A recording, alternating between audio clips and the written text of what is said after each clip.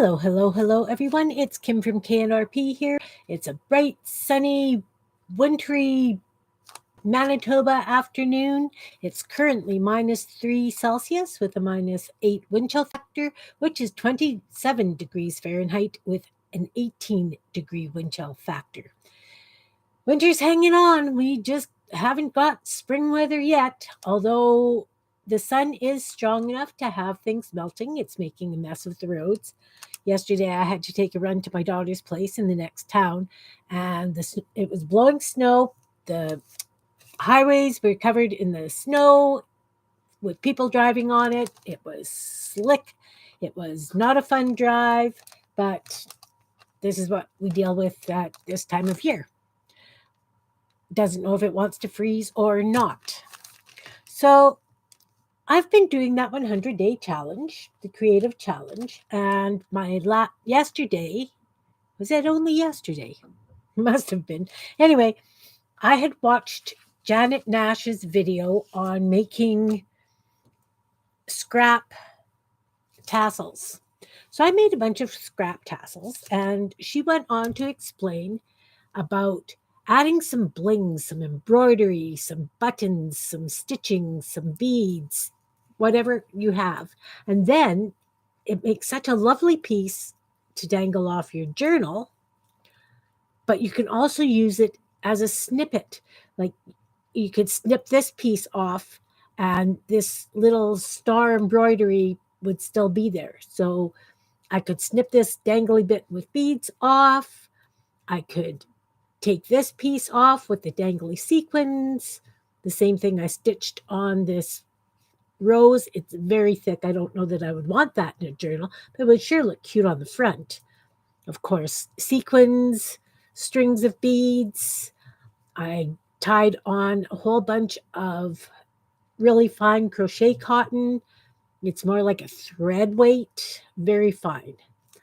And I just put little beads dangling on the ends too. So, it's kind of tassely and fun, very tactile, you do what you like, and it's endless. You can embroider, whatever. This is the first one I was playing with.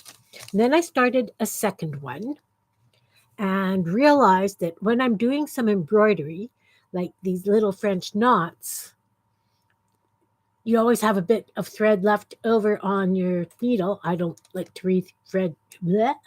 There we go with the not talking good much. I don't always like to re-thread my needles because I find it very difficult on my hands. So I left the thread in and I used it up on this one. So it's nice to have two going. And I don't know that they would ever be finished. There's lots of mileage on a little piece of fabric this size, depending on what you want to do on it. It just, you don't have to do the entire piece the same. I sewed these little pearls on between the hearts. Yeah, Kellyanne, if you're watching somewhere, I know, hearts, but it's cute with the pearls between. And then I can always satin stitch on these ones, whatever my heart desires and what I feel like at the time. So I really have to thank Janet Nash for the video on these little, and you can take them along, like just grab a little container, throw some stuff in it, needle and thread, and away you go. So I have linked Janet's video down below in case you want to watch her video on how she did it and what she does with hers. Absolutely a fun project. So on the last live, we had kind of talked about doing a digital swap where it would be like a round robin. I would take a picture of one of my backgrounds that whatever. You take a picture of the background or you scan it in, and then you email it to the next person on the list. They would then put a mark on either digitally if they have a creating program or something. I'm sure that there are many programs out there that I have no knowledge about because I don't really do a lot of digital work. Or you could print it out, make your marks, rescan it, send it on to the next person in the round robin. And by the time the round robin is complete, you get back your original background with everybody else's work on it. So I've been working on the logistics of it. It would mean a bit of a commitment to the people because it's not just one single swap. You would be working on everybody's pieces in a rotating thing. So my thing is now I need to have some input from everybody about how often we would be sending it on. Some of us don't work. We could probably do one a day, but those of you who do work and have very busy lives outside of your creating, it could take you a week. So I need to know if you would be committed to doing a doodle a week or a mark making once a week for 3 weeks, 3 to 5 weeks. I'm thinking that the maximum people in the round robin would be 5. If we have more than 5, then I would break it down into 2 groups of 3 or 4, whatever we manage to get. But I don't think any more than 5 in a group would be feasible. Anyway, message me or come to Meet Your Creativity and throw some ideas around about this. I'm really interested in doing it. There are a few of us who, where we are, the postage is crazy. I know that Miriam, being in Israel, her postage is really wild. So this would still allow people who can't afford postage to do swaps without the monetary attachment to it. So Frugal Friday, maybe do a digital swap. Please let me know. Or if you go to Kellyanne's group, then we've also got some information or some questions posted in there. If you could respond either in mine or Kellyanne's, that would be awesome. So today's dream is, how do you make your mark? We all know that we can use stamps. We all know we can use stencils. We all have different ways of making marks. Hey, Anne, welcome, welcome. I was just talking about doing the digital trades. I've a round robin kind of thing with it. If you want to replay, it's like 3 minutes worth of me blabbering about it. Don't want to kind of repeat. Anyway, today's thing is, how do you make your marks? So many young creators or people who have families at home, really tight budgets, or if you're retired and you've got a really tight budget, you want to do all these fun things. You see everybody doing these wonderful things with gel plates and prints and creating with this and creating with that. I want to do how do you make your mark with just some bare bones things that most people would have access to. So, of course, I have my lids with felt circles in them because I'm going to use a cheap paint. You can get this at Michael's. You can get it at Amazon. It's just a liquid tempera paint. So I want to use, this is the kind of paint you use with kids a lot of times. Sometimes it comes in powder. I happen to have liquid. So I'm wanting to use the cheap paints. I also have crayons because those of us who have kids or grandkids, we do end up having crayons. So one of the things I like to do with crayons is, when I am shopping at the thrift store or whatever, I look for things with an interesting pattern on the bottom. This one I use on my gel plate. This one I have used as a stamp. I put paint right on it and stamped with it. But I just want to show you what it turns out like as a rubbing. Rubbings are great. You can use them for pockets, whatever. So I just have a Crayola crayon. And I'm sure we've all done rubbings as kids, right? You would put a penny underneath and you'd draw over it. But this tray has a very interesting, very interesting pattern on the bottom.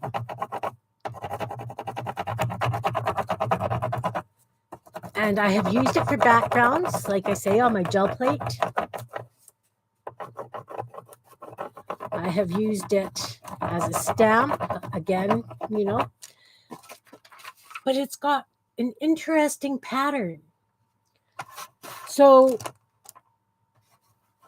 it's almost like one of those cut glass kinds of things. I didn't quite get the edge. But if you look, it has a very interesting pattern. So it makes incredible rubbings. So that's one thing that you can use for making marks. Again, I have another plate.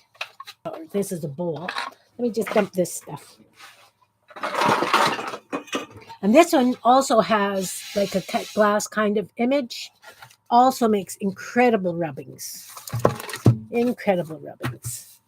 So again, crayon.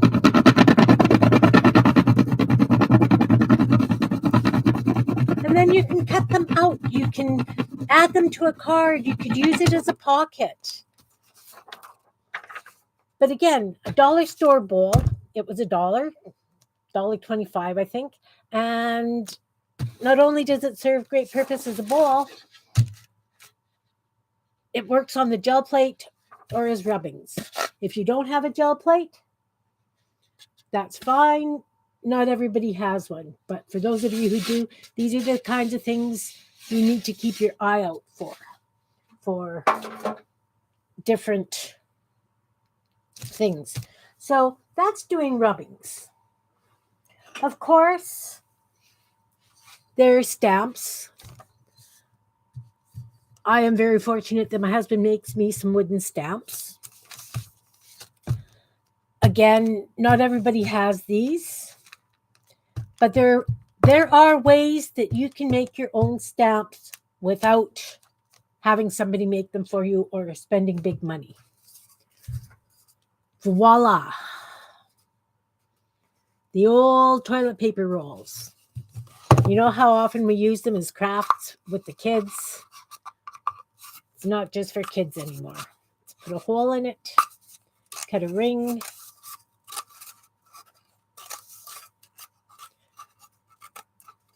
Come on, cut a ring, cut a ring, cut a ring. Okay, so of course you've got a circle. We can use circles using glasses. We can use circles using various things. But a toilet paper roll, we have the benefit that we can shape it a little bit. We can make it into different shapes. Let's try this one. I just squeeze the two sides. Let's see what kind of shape that's going to give us. So I'm just going to take some of this tempera paint, pour it on my felt. And I'm going to use, watch, push it down. Do.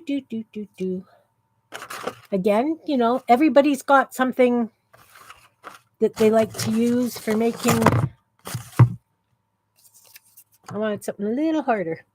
Anyway, we'll just flip it over and use it. So you would just use this like a stamp. Dip it in.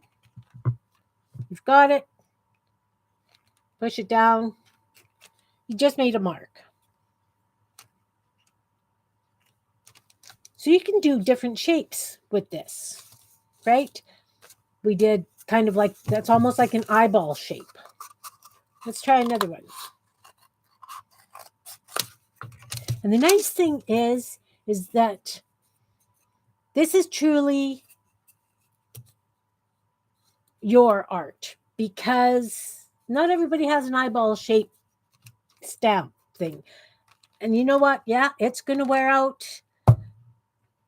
But the way I kind of look at it is how many times do I want to use that particular shape? That's just me. Other people have other ideas. So I'm going to squeeze the bottom and squeeze in at the top. And we'll do like a little heart shape. Yeah, it's wonky, but you know what? It gives it that character. You know, I'm all about the character. So again, put it in the paint. Use it like a stamp. And yeah, it's wonky. And I probably should have used the other side because it was much flatter. Let's turn it around and get paint all over the hands because that's good. So, Anne, what have you been up to lately? I haven't seen you in a while.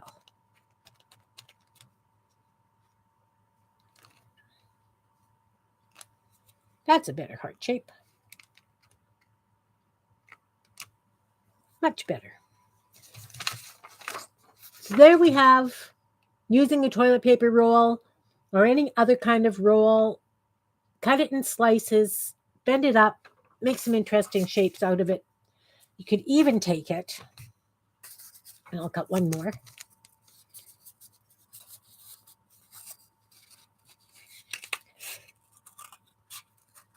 Yeah, I mean, I've got all the stencils and stuff too, but sometimes you want something a little bit different. It just doesn't do what you want it to.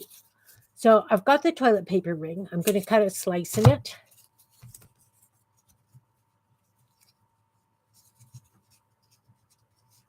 And I'm going to roll it up. Roll it tight, roll it loose, whatever you like. Let it go, and you have a bit of a swirl. So you put it in the paint.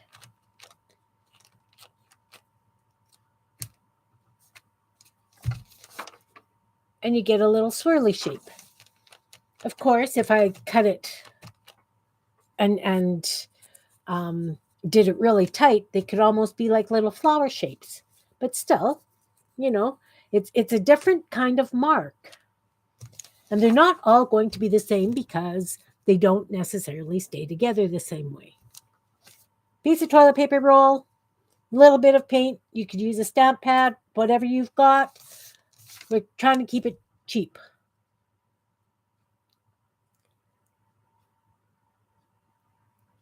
Yeah, I've had a week like that too, Anne. I get you. I totally get you on that one. Totally, totally. And then, of course, I'm doing that 100-day challenge. So then I'm trying to come up with something new every day for 100 days because that's the way I roll. Okay, so that's taper power roll. Oh, gee, Kim, we're going to have a day. So how about elastics? I have a block of wood that I can wrap elastics around. You don't need a block of wood. You just need something that's going to hold them in place for you. And you're just going to wrap elastics around. Getting up. Yep. That's kind of been my week this week. Now, if you're crossing over, please do it on the other side because when you have a crossover, then they don't lie flat. And of course, you can arrange these whichever way you like. This is quite a thick elastic and it was pretty big, but you can see where I overlapped it at the back and crossed over. That's not going to give you a really nice print. So we're just going to dip this in the paint.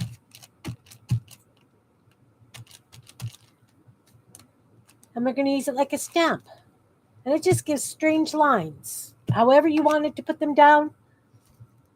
Again, a piece of wood. It doesn't necessarily have to be a piece of wood. You could roll up a paper tube really tight and do the same thing with it, just so there's a bit of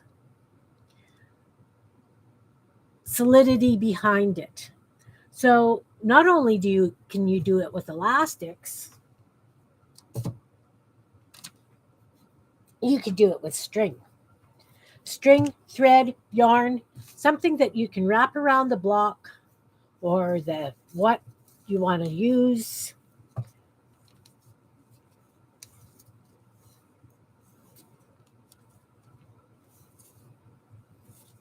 And you can roll it this way, that way, every which way, cut it off.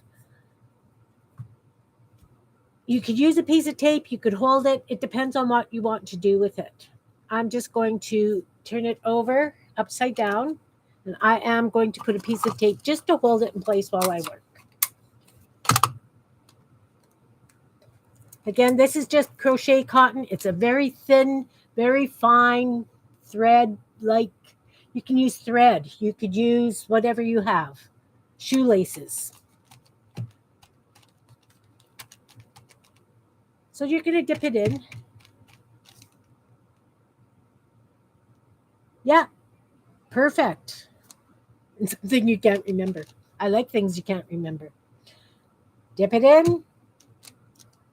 Get that gives a very interesting background. Let's do it on camera. Kind of a backgroundy thing. If this was a gel print or a magazine page, if you dipped it in black, something a little stronger, doesn't matter. You can use whatever you have. But I like the fact that this is really nice and thin, and it just looks like little scratch marks. I don't know how well you can see it. Should I take a clean piece of paper, Anne?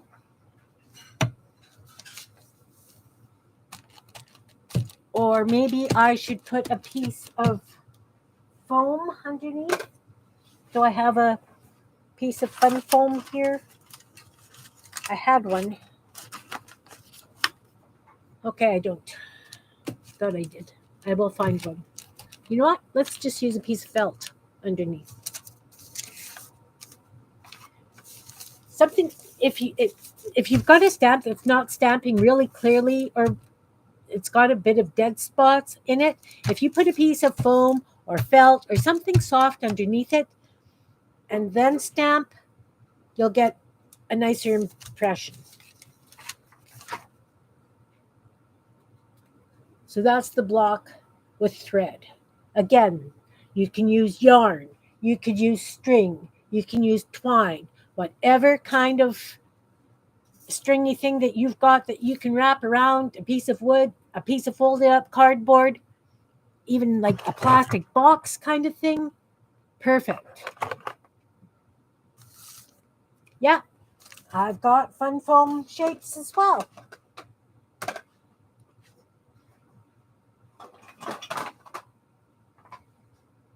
I also have, I was at Dollarama, and they had these, they're like a pressed felt, and they are in a star shape, and they are for protecting your pots and pans. So I was playing with them the other day, and I actually put paint right on it. Let's take a clean piece of paper. Clean piece of paper. I'm just trying to think of things that, if you don't have all these fun things that a lot of the crafters and arts people have, you're not limited. Like, you can use so many different things. So I'm just going to push that into that paint. And remember, it's just a foam fun thing. And then I'm going to push it down. I got this because I thought I would use it as a stencil. But seriously, how cute is that?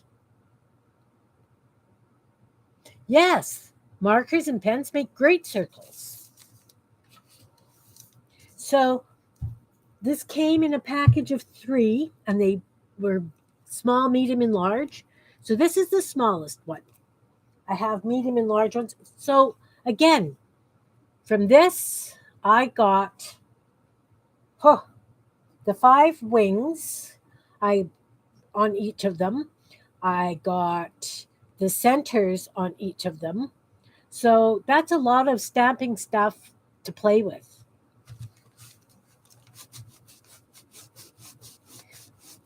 But again, I was just looking for pattern, And see, it holds the paint nice. Like even the second print is really kind of cute. Okay, so something like that. Now, again, shelf lining. You get rolls of shelf lining at the dollar store. If you push it into the paint, of course, you could glue it to a block or something so that you don't end up like this, but still. So you've got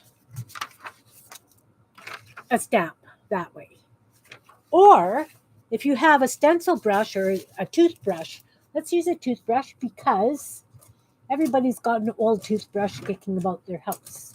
Now watch, I can't find mine. There, old toothbrush. Dip it in the paint. And we're just going to go between the holes. I think it needs to be a little bit wetter. But then it's like a stencil, right?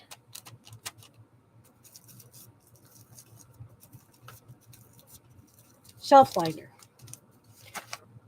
So then you've got the negative and the positive. Double duty. Double duty. I love double duty. Again, we have fun foam shapes stuck to a block. They don't have to be stuck to a block. They can be stuck to a piece of cardboard. They can be stuck to a plastic lid. They can be stuck to darn near anything you want to stuck them to. Stick them to.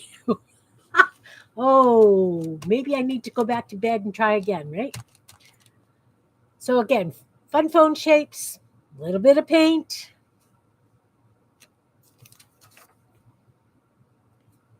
They make pretty crisp stamps. Blech, if you get them right on the middle of this thing. So again, another fun, inexpensive thing that you can use. I found this grater. It's not a grater. It's a juicer at the local thrift store for 25 cents. So this I do use on the gel plate, and I dip it in, and that's the pattern that you get, is this round pattern like this. So let's add some more paint to this because I've got lots. And we'll flip this over again.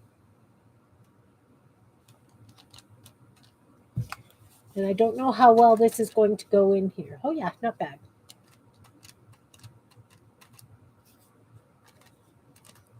Again, you don't need gel plates are wonderful. They do marvelous things. Don't get me wrong. I love my gel plate. I use it. But before I had a gel plate, this is the kind of thing I did. So I've got it all the way around. And I'm going to put it down on this page. Mostly on the page. And that's an interesting circle kind of thing. If I would have made sure that they were all equal in paint around. So again, 25 cents.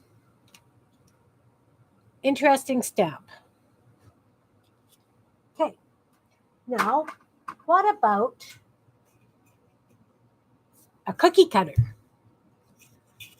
You can find cookie cutters at the dollar store. You can find cookie cutters in your grandma's drawer. You can find cookie cutters at the thrift store. They make great stamps too. Just want to make sure that the whole edges are covered. We'll make sure that we put it on that thing.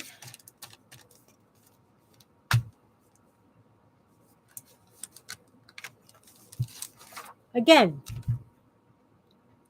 simple shape. You can go along and doodle on all this stuff now. Make it your own. Make it your own. Okay, cookie cutters. We have, this is just a cork. I've got a bag of corks, and I just cut little square thingies in it, like a little stamp. It's a very wet paint now, Kim. You can use erasers. You can use corks. you can use a number of things to make stamps. The nice thing about corks is you could cut them in half. That way you could get 4 stamps out of 1 cork. This one just has 1 because I haven't chopped it up to do more. It served its purpose for me. Okay, corks. What else do we have? What else do we have? I've got a smaller piece of this. While I was at the dollar store, they had these wonderful floral placemats. But look at the fun. Look at the fun holes in it, right? So I bought it and I chopped it up because I wanted to have it so that I could have corners, for decorating things. But again, you take your toothbrush and you just fill in the holes. Well, let's try it on a clean page so that you can actually see what I'm doing.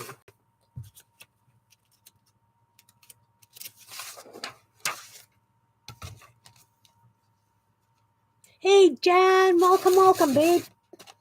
I'm just showing cheap ways of making your mark on your pages.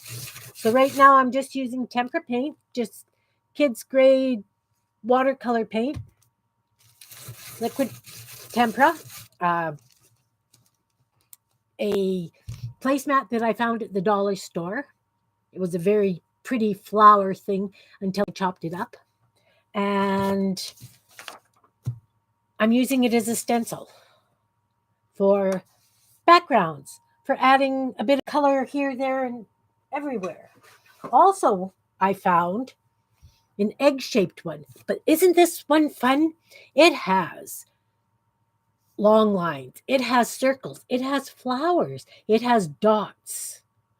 This is for the dollar that I spent, this is going to keep me amused for a very long time. So again, an old toothbrush, little bit of paint, and I'm just making marks because I can.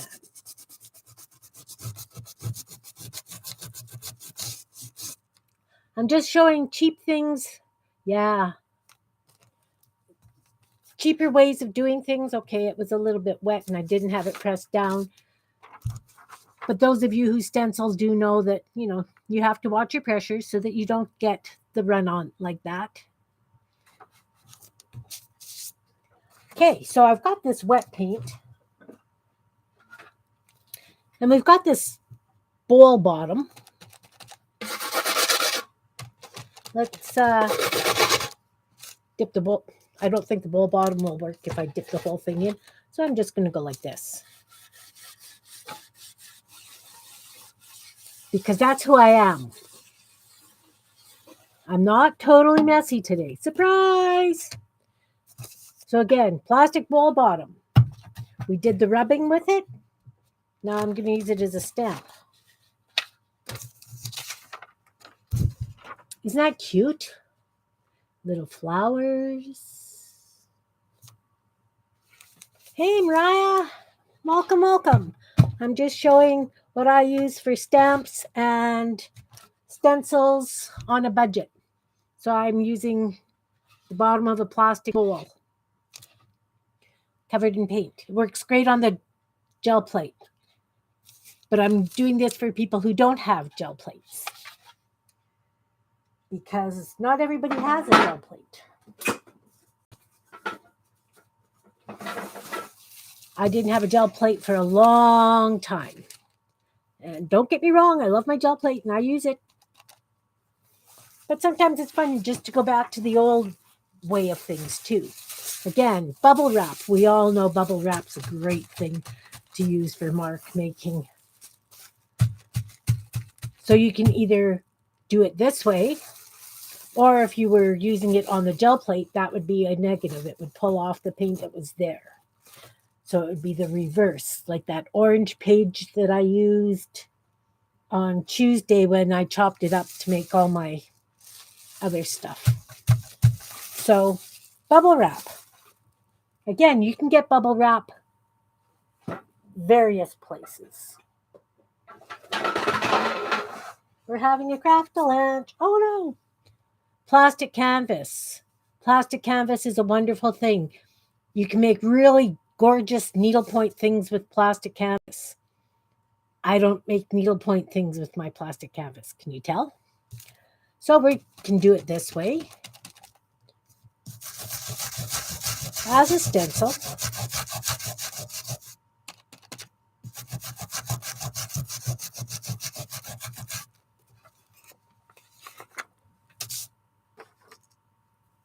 Like this. Again, if I was using a stencil brush and blotted off the paint, I wouldn't have a big mess. I'm just showing you things that you can use instead of people on a budget. And then get it wet.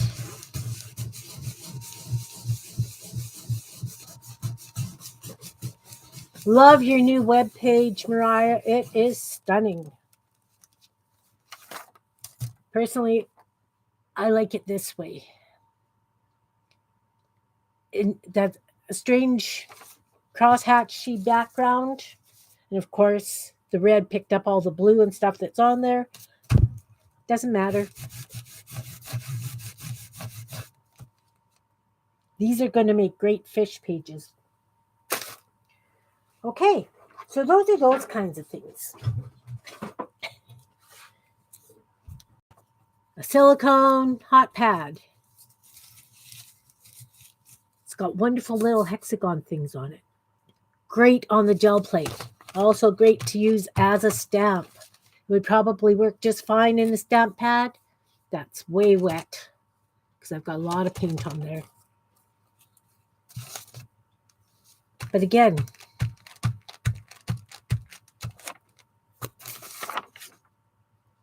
it's almost like Punchinella but in reverse, right? Things for backgrounds, things for making marks, you know? How are you making your marks today? That's yeah.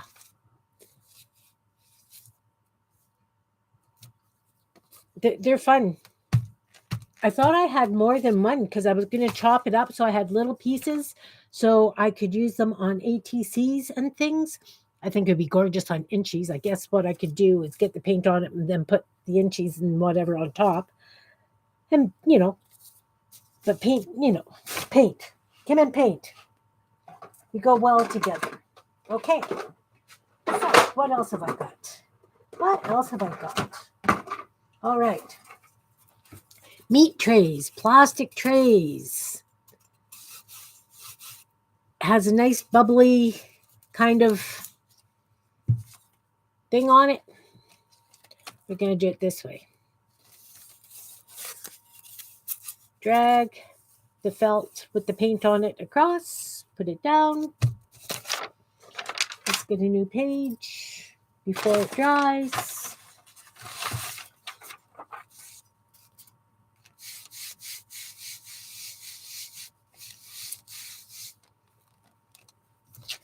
And you get a gorgeous little polka dot pattern.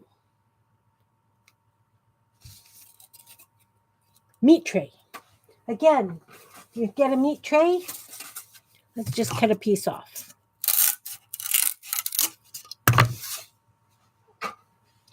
Just remember to wash them. Yeah, I was just going to do that. You can always make sure that you wash them because you don't want any of that bacteria. Okay, I had a dead pen there. So let's just draw one of my backwards cats. Because they're fast, they're simple, and they're cute.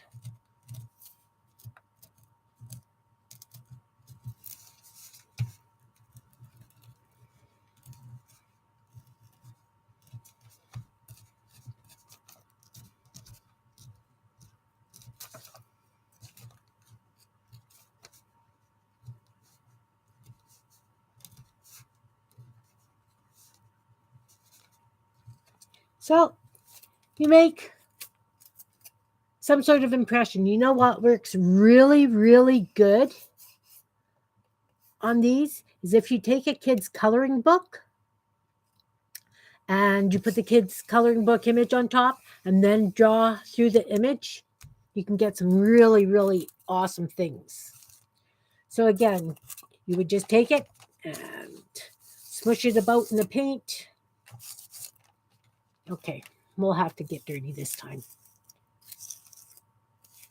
because you want to make sure that it's covered.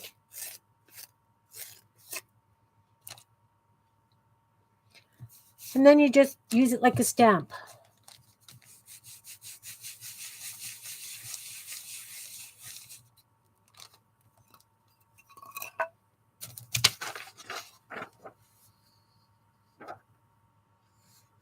That's how I did the covers on the cat journal.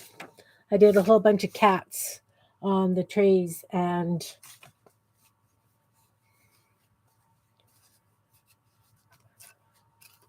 little houses work good. Just remember, if you're going to put words on, you have to write them backwards because it comes out in the reverse. So remember, reverse, reverse. Okay, so that's that. This is the center of this thing. Well, not this one, but the bigger ones. So there were 5, 6, whatever, arms to it, and works great. Works great.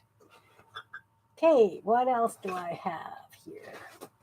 I have a piece of latch hook canvas. This is all stuff that you can find at the thrift store. Or maybe somebody you know used to do latch hook and doesn't do it anymore. Again, into the paint, onto the page. That gives a very interesting backgrounds. Again, this could be a painted paper, and that could just be a highlight, just to give another layer, a little bit of depth, a little bit of interest. Also, because it's got the holes, you could use it like a stencil.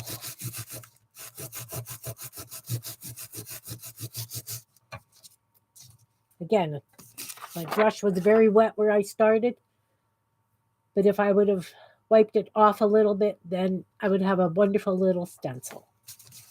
Okay, now, this is one of my favorites. Ye old onion bag. So I'm going to take another block of wood. Again, it doesn't have to be a block of wood. It could be whatever you happen to have on hand, as long as it's solid enough to hold it. So then you would wrap your block of wood in your onion bag.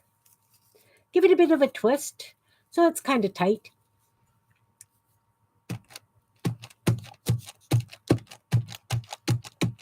Put it in your paint, stamp, whatever you're using.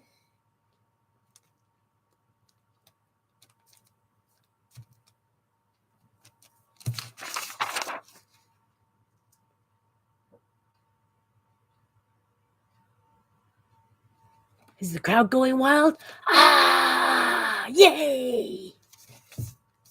Sorry. The child is coming out to me. The child is strong today. Okay. See if I got more paint on it. Get a bit better impression. A little bit. Okay, onion bags. You can also use like from the pears that are wrapped, that kind of thing. All that stuff works great. It does. It really, really does. Okay, so that's onion bags. What else have I got? What else do I play with? Of course, you cut your own stencils if you've got a Cricut. Or if you don't have a Cricut, oh yes, we'll show you. We will show you a trick for that too. Again, get it a little bit wet. You could use any stencil this way. Fruit and veggie bags. Well, they do come in handy. And yeah, fun scavenger hunt and Nord activity. 15 minutes to find items. Oh, yeah, that's a great idea. So then just a regular stencil, right? Stencils, we do stencils. I found a roll of this. I'm not sure if it's shelf liner or something, but it's Ripley. I don't know if you can see it. It's got a very interesting texture on both sides. This one's, much more pronounced on this side than this side, but either way.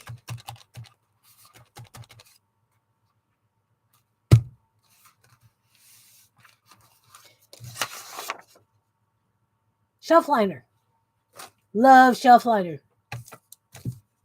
Yes, stencils. You've got beautiful stencils. This is a piece of tulle that has been glued and painted and all kinds of things. The crinoline stuff little girls like.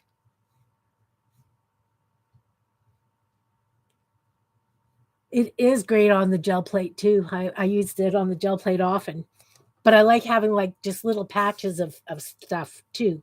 So let's just do some tulle.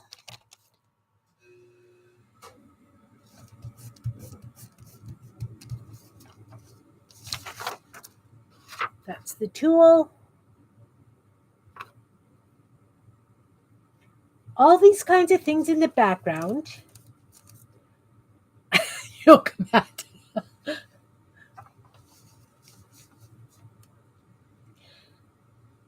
All these things that you have little bits of, and that's the positive from the tulle. Hey Beth, welcome. I'm just going through my rapport of junk that I use for mark making when I'm playing on the gel plate.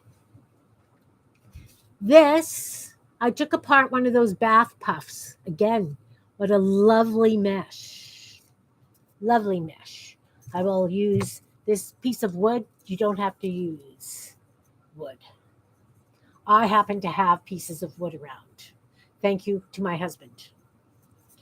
So I'm just going to put that around a piece of wood. I'm going to dip it in my paint stamp pad here.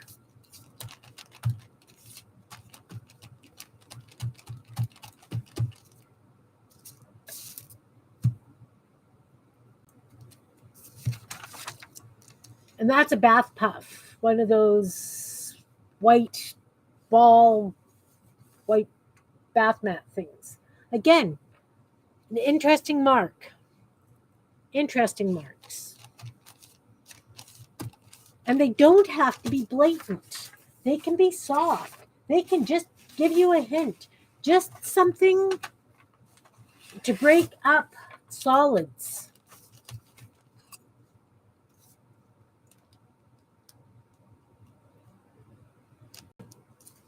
Well, it didn't show much better. That again, that's still the bath puff. Fun, lots of fun. This is nice across a gel plate because you can stretch it different ways and you get different sizes of the mesh. Because you can, that stuff's lots of fun.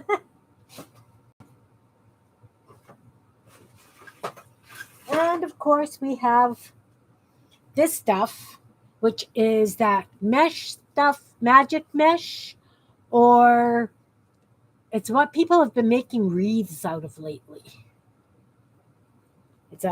Comes on a roll. I don't know why I ended up with it, but I did. So I'm just going to push it down into the paint with the wood because I can. Then I'm going to put it on here. Push it down with the wood.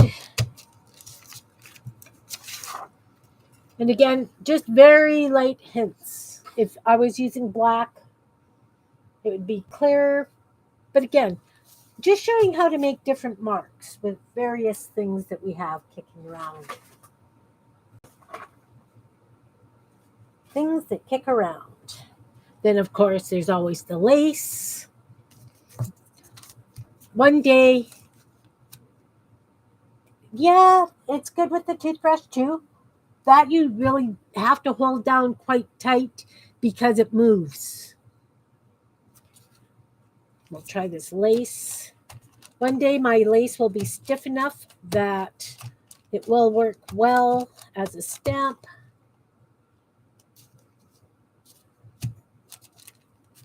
I did put it on the scanner and I scanned it and it came out really nice.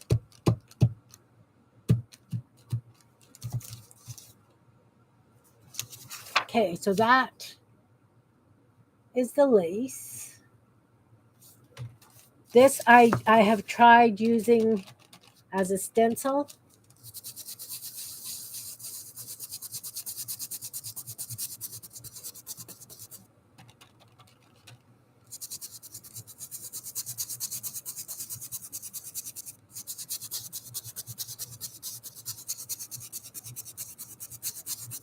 I've had some success with it.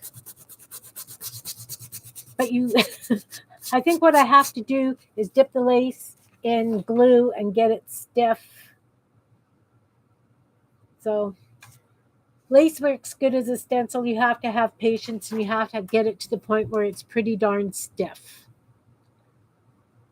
It was a beautiful piece of purple lace. I could starch my lace. Would it not come out when you get it wet with paint? I was going to just use glue water. In fact, that's, part of what I've used. I've used paint, I've used glue water. I just don't want to get the holes all filled in. Then, of course, there's the other things that we have done for mark making in the past. You take a piece of paper and you crumple it up.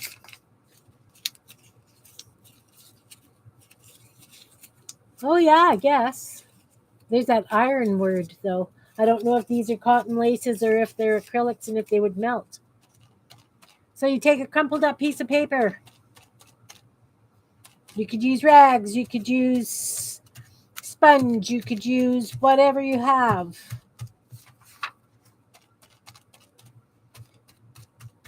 You're just making marks. You're making backgrounds. You're giving it a bit of texture. Oh, I could always use silicone matting or whatever. We used to do this with sponges way back when on walls. Remember spongering? Spongering? Oh, there we go again. Sponging walls. So you could sponge the background. You could crumple up a piece of saran wrap, works really good. Wax paper works really good. Especially if you're doing a large piece. It gives a whole piece texture.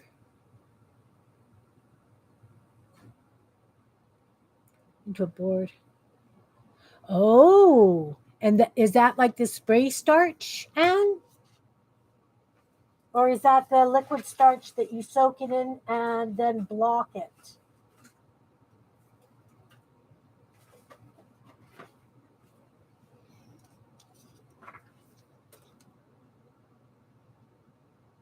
Yeah.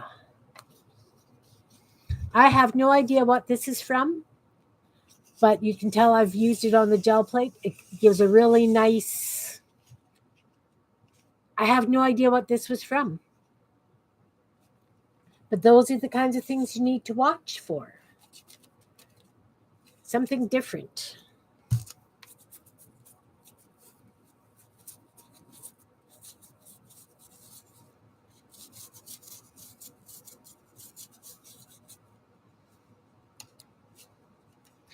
Okay.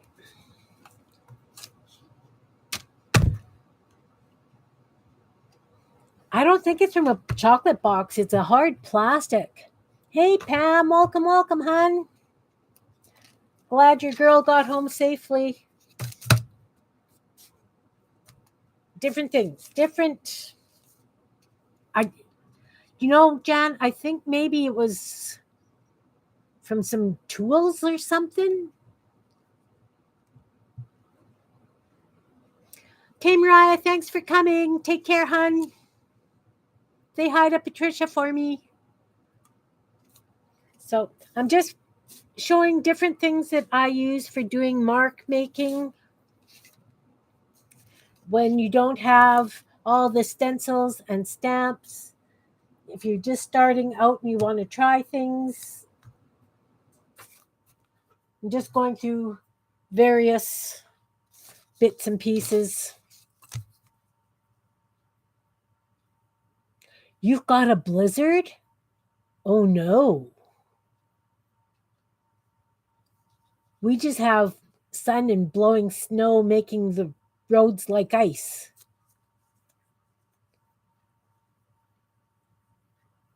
Jan, I bet you've got flowers poking up already. Jealous. I'm jealous. Okay, what about a piece of corrugated cardboard? That works great too.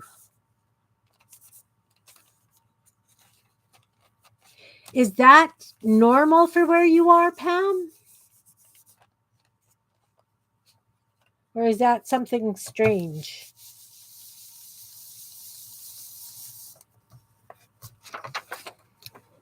Corrugated cardboard makes nice marks.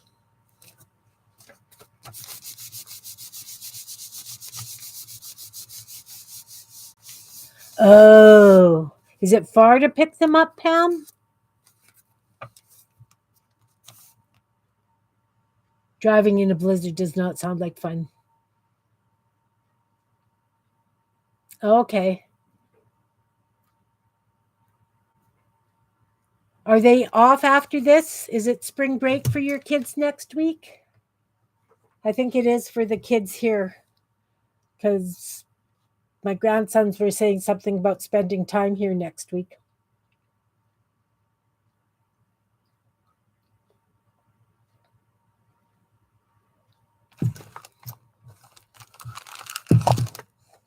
Oh, Mopsy. Okay, what haven't I showed you? What else do I make marks with that other people may have kicking around?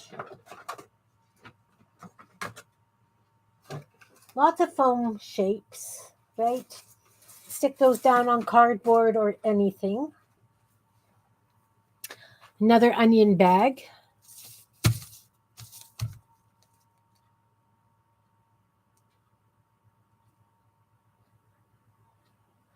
Oh, I loved Mom's daffodils. That's awesome, Jan. Every time I saw them, like when they had them on the old house where Opa was, I always wanted to put sunglasses on them. I just thought they needed sunglasses. So this was a felt, I'm thinking one of those things that you put in the bottom of the sink so your dishes don't clatter and smash and that kind of thing. Maybe it was a placemat. I can't see this being a placemat because it's so glue lids. Yeah. But this kind of stuff I find works really good as a stamp. It's some sort of tight felt something.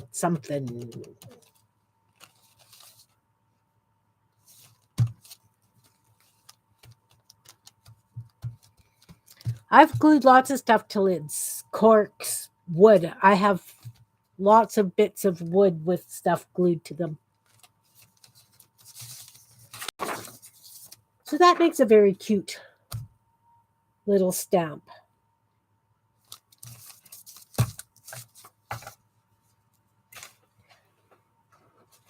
Rummaging in my pile of stuff down here.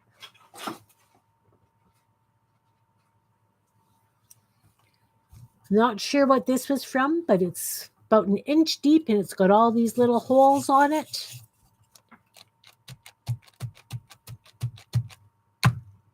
You just want something that's going to make a mark just to add texture and interest to whatever you're working on. It doesn't have to really show, but you know it's there and it adds depth. It doesn't matter if it's on the top layer or on the bottom layer, and you see very little of it through whatever you're working on. And of course, lids, because they're in various sizes, you can have various size circles. Showed, using toilet paper roll, you can bend it, fold it, whatever. Use it in different shapes. Used a cork. You could use whatever. This was from an old laundry basket.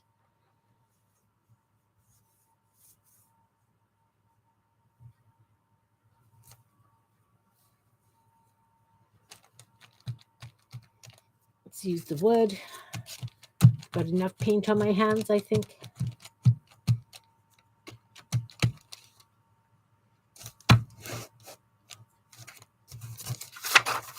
Again, something like that behind whatever you've got.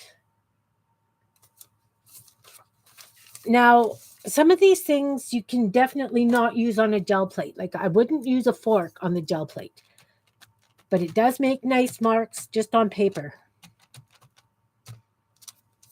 Plastic forks. But again, like I say, I would not use them on a gel plate because you could damage it. Plastic forks. I'm just looking to see what else I've got on my desk here that I use for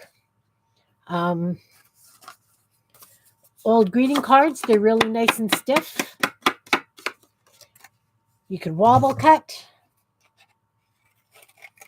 Yeah, there's Kim and her wobble cuts again. Yay! Because she doesn't like the fussy cut. Lay it down. Take the paintbrush and just go along the edge. And you have a nice wobble cut. If you did it along the edge, I would probably go the other way. This way. If you want to edge something. And again, you could use a sponge. You don't have to use a toothbrush.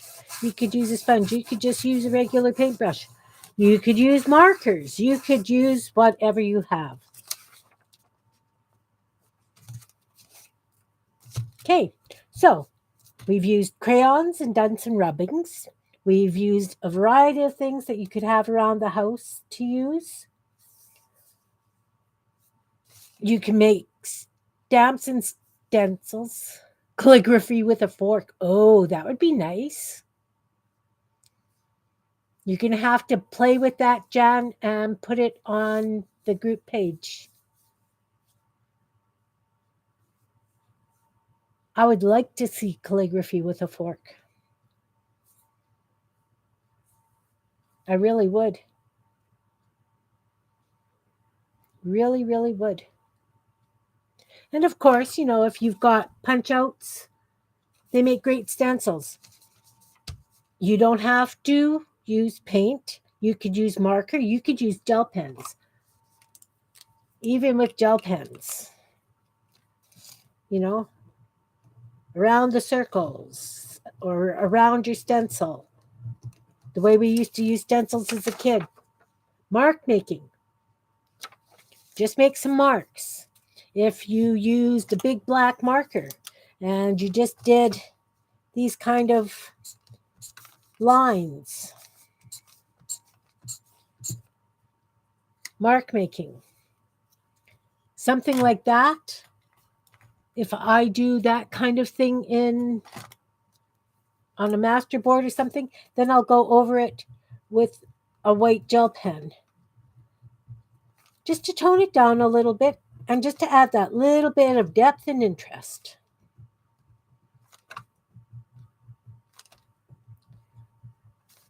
Also because I've got more time than sense. Nail polish does. It does. I can't use it due to breathing issues, but I love nail polish. Also, if you put nail polish on water, you can do marbling with it. It works like, remember when we used to get those little model paints and they were oil based? If you poured them on a bucket of water and then you dipped your paper into it, it would come up all marbled and absolutely stunning.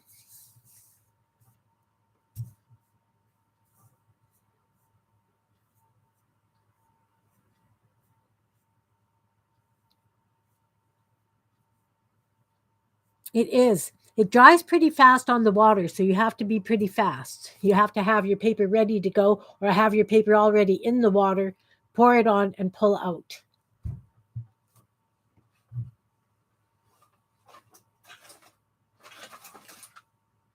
Okay, what else have I got that you guys might have kicking around your houses or find thread spools?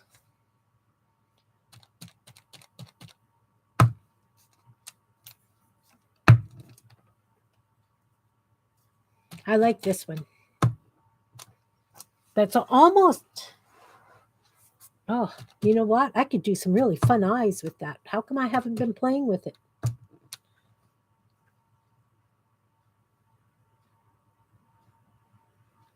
Hmm. So I showed at the beginning of the live the um, tassels that I started from Janet's thing where she was doing the tassels and then she stitched on them and sewed buttons and sequins and added beads. And so I have been spending my day playing yesterday, decorating tassels. And I have to admit, I'm having an awful lot of fun. And she even said, like on her video, that they would make great little snippet things. So if you hung it on a journal, people could snip off that little piece and use it as a page tab or glue it down somewhere in the journals. So I'm calling them snippet tassels. You know, you sew down a couple of beads and just, it was so much fun and it's little and it never ends because you can just keep adding and adding. So that's what I showed at the beginning. I also talked about the digital swap where instead of mailing things to your partners, what you would do is take a picture or scan a background that you created and then you send it to the next person on the list. They would add something to it, send it to the third person on the list. And I'm hoping that we could get 5 people in the round. And by the time it gets back to you, everybody, all 5 people, or all 4 other people have added to your background. You get your own background back. My mucky fingers. The logistic would be how long between sending back to people. Some people are working, some people have lots of busy stuff in their lives, some people who, can get it done in one day and send it on perfect, but some people it might take a week. But if it's going to take a week, I need that kind of a commitment from people involved. Um, so please put your thoughts on my group page or on Kellyanne's group page because Kellyanne also thought it would be a good idea. It would save on postage. Some people can't really afford the postage. Postage right now is taking an awful long time. I got something from Becca from Create with Becca. It took 5 weeks to get here from Texas. So And this way too, I would love to see how people interpret and work on other people's works. You know what I mean? I just think it would be kind of fun. I used to do that when I was teaching a lot of times. Everybody did something, could definitely send a photo instead of a scan. Definitely, because they'll be JPEGs anyways. And that way you could put it into a paint program or you could print it out, add it, take another photo and send it back. It's totally up to you for how you want to add the marks to it. If you want to print it and add to it, then you have to consider the ink, but still a lot of cases the ink might be cheaper than the postage. Anyway, it's like that's kind of what we're thinking. Either scan it or photograph it and send it back by email.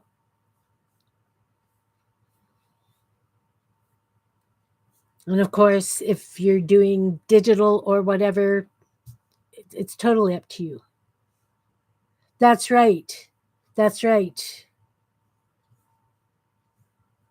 Because I mean, when you think about it, when I sent this just floors me because I was trading with Janet Nash in the UK. We were involved in a swap. It took 2 weeks to get to the UK, but 5 weeks down to Texas. Come on, what's with our postage? It's crazy, absolutely crazy.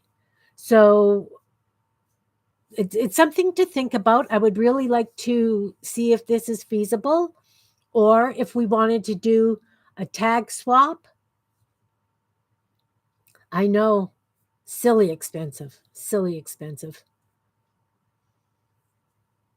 So if we wanted to do, say, a tag swap, and then there would be, say, 5 people involved in the swap, we could send it to all 5 people, the picture of our tags. Very stressful too, because um, especially when you're adding the bits to the envelopes, how much bits do you want to add? That one lady that sent me stuff that I was involved in the swap from, the postage on that package was over $30. It's supposed to be one envelope. You know, she sent me such incredibly fabulous stuff. I can't afford to send $30 of a package back, you know? So if we did it digitally,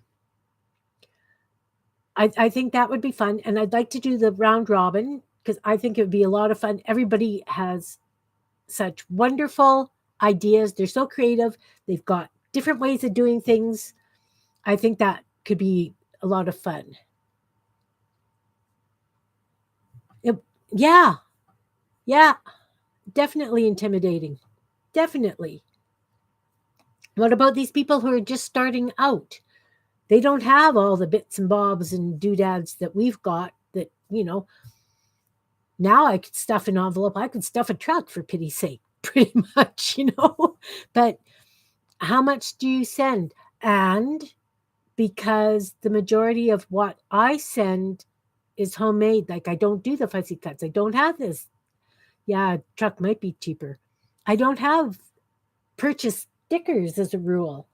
Um, Washi tape. I don't. I have what I make because that's who I am, right? So anyway, this is my thought. Even if we did like an ATC swap, we could do it digitally. So thoughts, ideas, if you want to throw it into Meet Your Creativity or to Kellyanne's group, that'd be awesome. I know I like the commercially made ephemera. Some of it is very, very stunning, but it's not my style because it's in the beiges and the browns and very muted colors. I'm not a muted color person. This way too, if we did a swap online, digitally, people could tone down the colors if they didn't like the colors I sent it in, right? They could something different. But yeah, I really like the homemade stuff.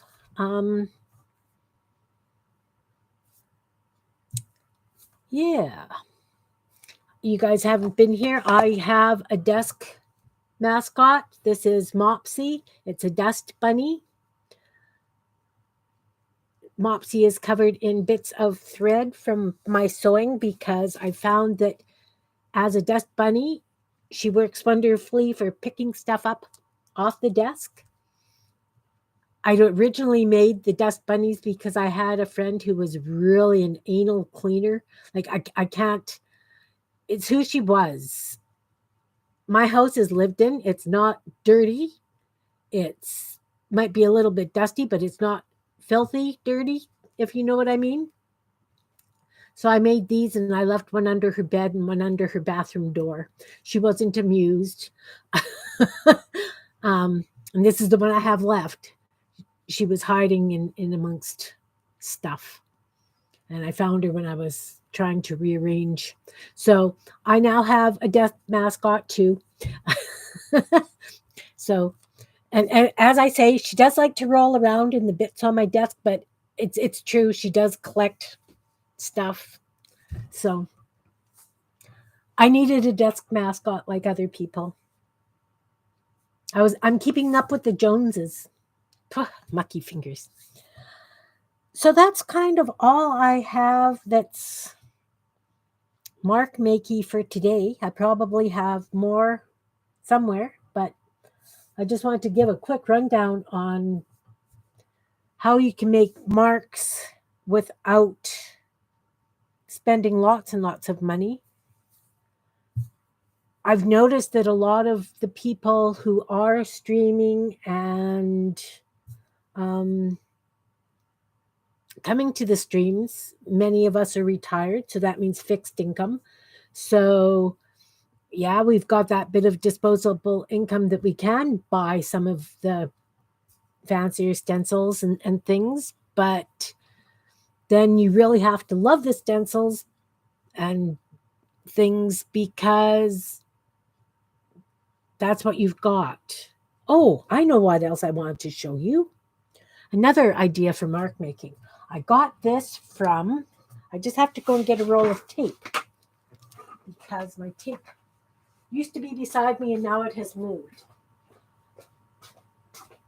I'd taken an online course on up your productivity or your creativity or bring your art to the next level kind of thing. And the gentleman who taught it was really, really interesting. So anyway, you would have your picture, your background, whatever. Oh, and this is old tape, so I'll be very careful taking it off the roll. So you would take painter's tape and you put it down.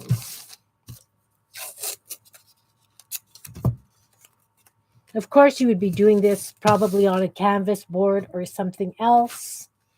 And then you would take an X-Acto knife and very, very carefully cut out some sort of a shape. I need my glasses on because I can't see what I'm doing. Let's try that. I got away with it earlier. So then you lift out that piece, and it does come out nicely if you actually see what you're doing. Anyway, you take this piece out. Oh, see, that cut right through the paper. I'm a little bit heavy-handed. Okay, let's try this again.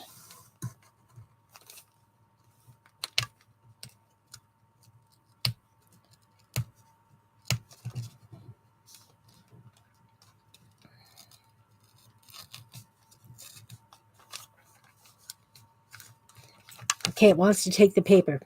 Anyway, because the paper was really heavily painted and then he put a matte medium over it, and then did this. He took out these beautiful shapes,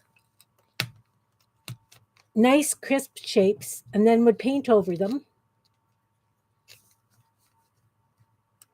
And you would have that shape. Okay, that one worked nice. Yay, go me. So then you would take your paintbrush, a paintbrush. Let's just lift this. Get some paint.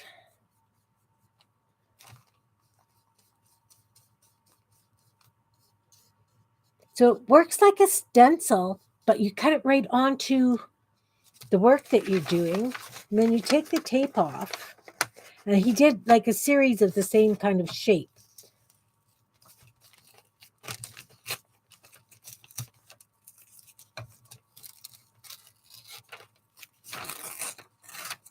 Yay for old painter's tape. Goodness. Now it wants to play nice. Now the shapes are there. But it gives you such a crisp, gorgeous, blah, blah, blah, blah, blah, gorgeous shape that, you know, sometimes you just want a series of the same kind of shape. Maybe he drew his first and then cut them so he could see what he was doing, which makes even more sense than just cutting it that way. But that's another way for making marks, interesting marks. And again, like I say, I keep all my stuff that I've punched holes out of. Little punches you can use on playing cards, greeting card fronts, greeting card backs, something that's a little bit stiff. You can make your own stencils out of. You can make your own edgings, your own borders.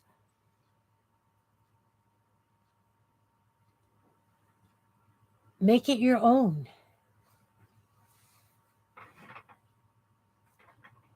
All right.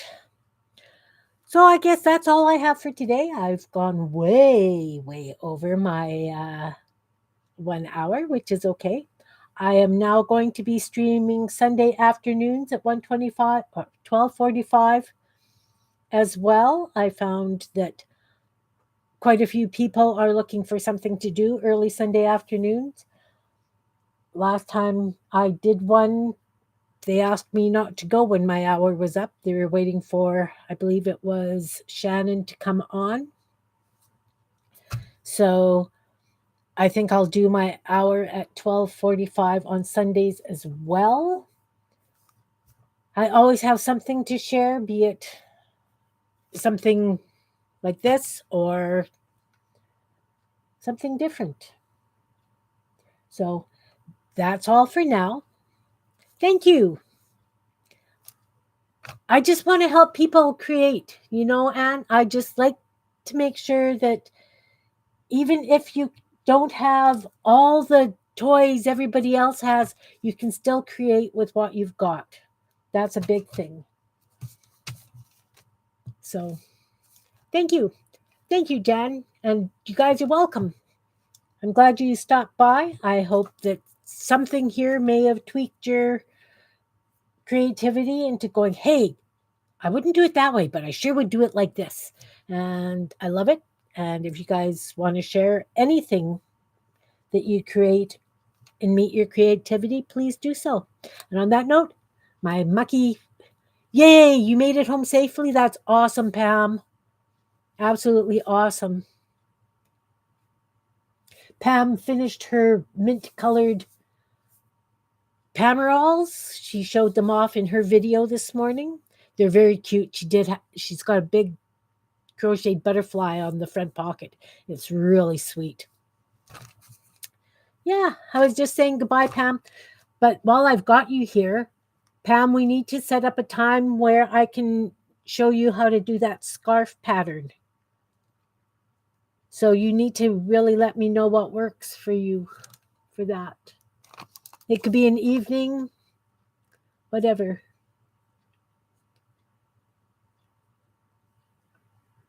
I'm much freer with my time, I think. You've got a lot of personal commitments with still having family at home. It's just my husband and I. Um, Next week, I might have my grandkids here, but aside from that, Tuesdays, Fridays, Sundays, I do the 12:45 streams. So, yeah. Bye, Jan. Have a good weekend. If you want to play Sunday afternoon, give me a shout if you get a chance. Hugs to the baby and your kids. So, I think it would be easier if you came up with a time that you figure would work for you, and we'll do it that way. This next week, Wednesday evening, I'm not available. Bye, Anne. Yes, definitely. Thrifty and arty. Gotta do it. Must do it. You're open? Okay. How about, are your kids off next week?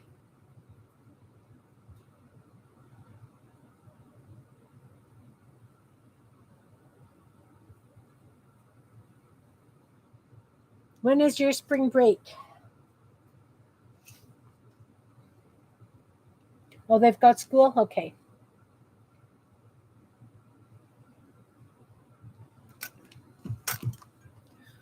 Do you prefer mornings, afternoons? Do you have little ones at home still?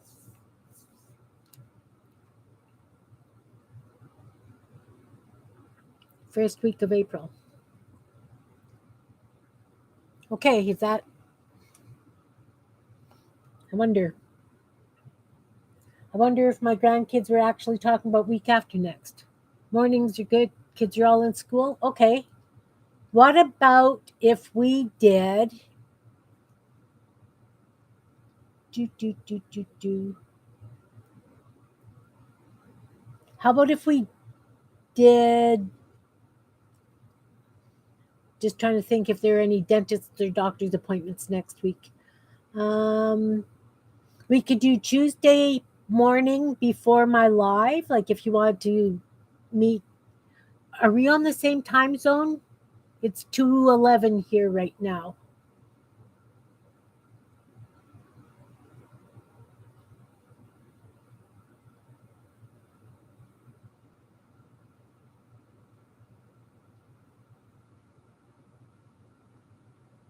Because if we did Tuesday, okay, it's one there. So we've got an hour's difference.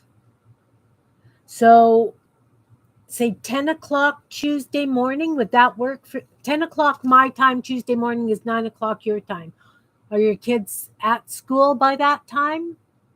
Or are you in the midst of cleaning up after morning frenzy at 9 your time? Okay, 9 o'clock your time Tuesday morning is 10 o'clock my time Tuesday morning. And do you want to do it the way I did it with Kellyanne on StreamYard? That way we both have, and we don't have to go live. We can just do it privately because we could see each other. Or do you want to do it on a Facebook room? Either or. StreamYard? Then I would set up the room and invite you. I think that's how it works. And then, like I say, we don't have to go live. We can just do it privately, the two of us.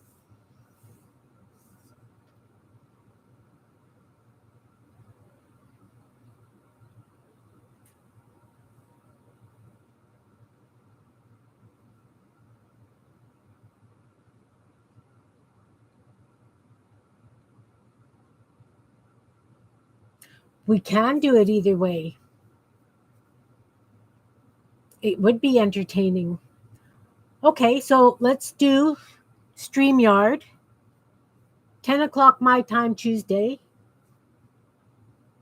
which is 9 o'clock your time Tuesday, and we will go live.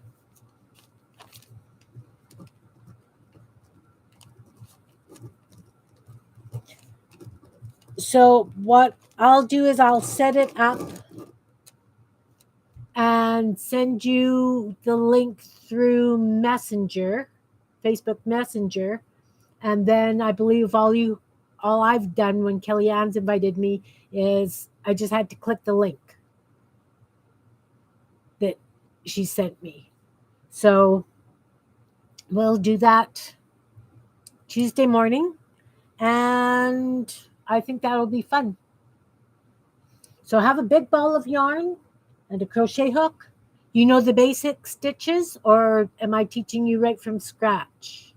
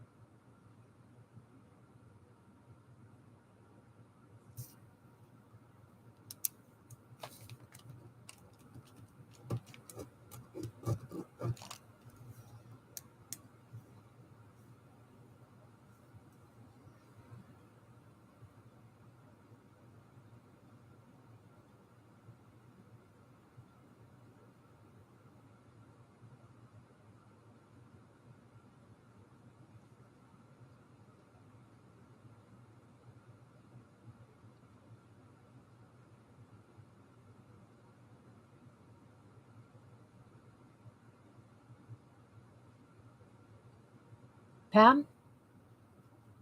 Okay, you know the basic stitches? Perfect. Then I just have to walk you through how the pattern works. Should be good. Excellent, excellent. Then I'm going to say goodbye for now and probably see you in somebody else's live later. And if not, definitely Tuesday.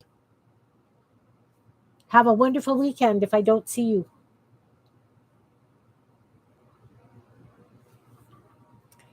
Take care. Signing off.